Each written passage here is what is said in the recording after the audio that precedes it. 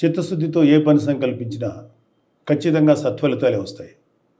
కొత్త ఆలోచన విధానాలతో ముందడుగు వేస్తే విజయం వెతుక్కుంటూ వస్తుంది.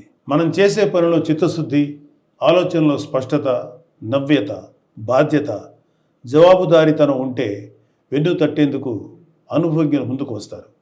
ఈ మాటలు ఎందుకు చెప్తున్నానంటే, ఆంధ్రప్రదేశ్ ఉప ముఖ్యమంత్రి పవన్ కళ్యాణ్ గారు తనకు అప్పగించిన బాధ్యతలను చిత్తశుద్ధితో నెరవేర్చే శక్తి సామర్థ్యాలు పుష్కలంగా ఉన్నాయి. తను చేసే ఆలోచనల్లో ఆచరణాత్మకత, కొత్తదనం కలిగిన వ్యక్తి.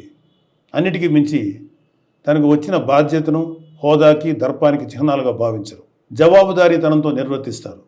అందుకే గౌరవ ప్రధానమంత్రి శ్రీ నరేంద్ర మోడీ గారి నాయకత్వంలోని కేంద్ర ప్రభుత్వం గత 100 రోజుల్లో ఆంధ్రప్రదేశ్ రాష్ట్ర పంచాయతీరాజ్ గ్రామీణాభివృద్ధి శాఖకు ఇతోధికంగా ప్రోత్సహిస్తూ నిధులు విడుదల చేస్తుంది. గౌరవ ముఖ్యమంత్రి శ్రీ చంద్రబాబు నాయుడు గారి అనుభవం, గౌరవ ఉప ముఖ్యమంత్రి గారి చిత్తశుద్ధి, జవాబుదారీతనం కలబోసిన ఆంధ్రప్రదేశ్ ప్రభుత్వం పాలనపై కేంద్రానికి విశ్వాసం కలిగింది. ఈ రాష్ట్ర అధికార పీఠం నుంచి ప్రజలచే నెట్టివేయబడిన జగన్ రెడ్డి అధికారంలో ఉన్నప్పుడు కేంద్రం ఇచ్చిన వేల కోట్ల నిధులు మాయం చేశారు. ఆ నిధులు ఏం చేశారో తాడేపల్లి ప్యాలెస్ టు బెంగళూరు బంగ్లాకు టూర్స్ వేస్తున్న వ్యక్తికే తెలియాలి. అందుకే గత ఆర్థిక సంవత్సరంలో కేంద్రం ఆంధ్రప్రదేశ్ పంచాయతీరాజ్ శాఖకి తగినన్ని నిధులు 15వ ఆర్థిక సంఘం నిధులు ఇవ్వలేదు. పాలకులు మారారు. శ్రీ పవన్ కళ్యాణ్ గారు పంచాయతీరాజ్ గ్రామీణాభివృద్ధి శాఖల బాధ్యతలు చేపట్టారు. ప్రతి విభాగంపై అవగాహన పెంచుకున్నారు. నిధులు తీసుకురావటమే కాదు, ఏ విధంగా ఎంత జవాబుదారీతనంతో ఎంత ప్రజా ప్రయోజనకరంగా ఖర్చు చేస్తామో చెప్పాలని సంకల్పించుకున్నారు.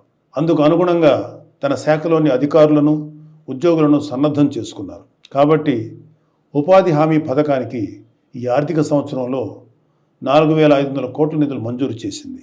ఉపాధి హామీ పని దినాలు పెంచింది. ఈ నిధులతో 66,20,000 మందికి ఉపాధి లభిస్తుంది.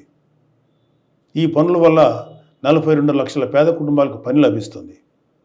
4,500 కోట్ల విలువైన ప్రజల అవసరాలు తీర్చగలిగే పనులు చేసుకోగలం. ఈ నిధులను అన్ని గ్రామాలకు కేటాయించి పనులు మొదలు పెట్టించారు శ్రీ పవన్ కళ్యాణ్ గారు. ఆ పనులు కూడా ఎక్కడో ఆఫీస్ గదులు కూర్చొని నిర్ణయించడం కాదు, ప్రజలే తమ గ్రామానికి ఏ పనులు చేయించుకోవాలో నిర్ణయించుకోవాలి. అందుకు గ్రామసభ వేదిక కావాలని సంకల్పించారు. రాష్ట్రంలో 13,326 పంచాయతీల్లో ఒకే రోజు గ్రామసభలు నిర్వహించేలా ప్రణాళిక రూపొందించి అమలు చేసి విజయవంతం చేశారు. గ్రామసభ ద్వారా తీసుకున్న నిర్ణయాలకు ఒక పవిత్రత వస్తుంది. ఆ నిర్ణయానికి తిరుగుండదు. అదేవిధంగా గ్రామసభ తీర్మానంలో లేని పనులేవీ చేయలేరు. స్థానిక ప్రభుత్వమైన పంచాయతీలకు మహర్దశ తీసుకొచ్చేలాగా గ్రామసభలు నిర్వహించారు. ముఖ్యమంత్రి గారు, మంత్రులు, ఎమ్మెల్యేలు, ఎమ్మెల్సీలు, ఎంపీలు, కలెక్టర్ నుంచి ఎంపీడీఓల వరకు అందరూ గ్రామసభలో కూర్చొని ప్రజల నిర్ణయాలు నమోదు చేసుకున్నారు. యావత్ దేశం ఈ గ్రామసభలను పరిశీలించి ఒక మోడల్గా తీసుకుంది. కేంద్ర పంచాయతీరాజ్ గ్రామీణాభివృద్ధి శాఖ ఆ రోజునే సానుకూలంగా స్పందించింది. ఈ స్ఫూర్తితో అక్టోబర్ 2వ తేదీన దేశమంతా గ్రామసభలు చేపట్టాలనే ఆలోచనలో కేంద్ర ప్రభుత్వం ఉంది. ఆంధ్రప్రదేశ్లో నిర్వహించిన గ్రామసభలు ప్రపంచ రికార్డు సృష్టించాయి. రికార్డు పత్రాన్ని వరల్డ్ రికార్డ్స్ యూనియన్ ప్రతినిధి నుంచి ఇటీవలే శ్రీ పవన్ కళ్యాణ్ గారు స్వీకరించారు. ఉపాధి హామీ నిధులే కాదు, 15వ ఆర్థిక సంఘం నుంచి కూడా నిధులు సాధించారు. వెళ్ళిపోయిన వైసీపీ వాళ్ళ మీద నమ్మకం లేక కేంద్రం నిధులు ఇవ్వలేదు. పవన్ కళ్యాణ్ గారు కేంద్రంతో మాట్లాడి 1987 కోట్ల రూపాయల నిధులని కొద్ది రోజుల కిందటే మంజూరు చేయించారు. ఉపాధి హామీ నిధులు 4,500 కోట్లు కావచ్చు, ఆర్థిక సంఘం నుంచి సుమారు 987 కోట్లు కావచ్చు, కేంద్రం నుంచి సాధించింది ఆంధ్రప్రదేశ్ పంచాయతీరాజ్ శాఖ.